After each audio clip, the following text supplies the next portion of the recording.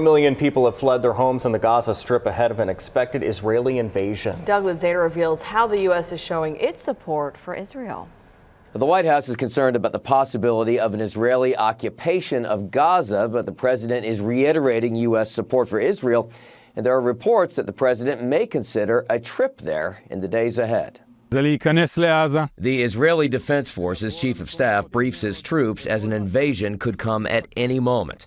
Israeli forces have been massing along the border, and U.S. support so far has been visible, with 2 carrier strike groups demonstrating a resolve that President Biden described in an interview with CBS's 60 Minutes. Israel has one of the finest fighting forces in the country.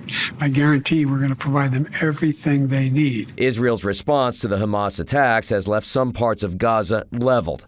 And while an Israeli invasion may be imminent, President Biden is urging Israel to stop short of an occupation. I think it'd be a big mistake. Look, what happened in Gaza, in my view, is Hamas and the extreme elements of Hamas don't represent all the Palestinian people.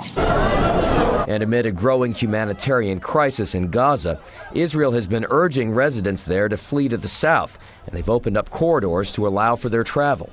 And complicating the Israeli response, well over 100 hostages being held in Gaza, including some Americans.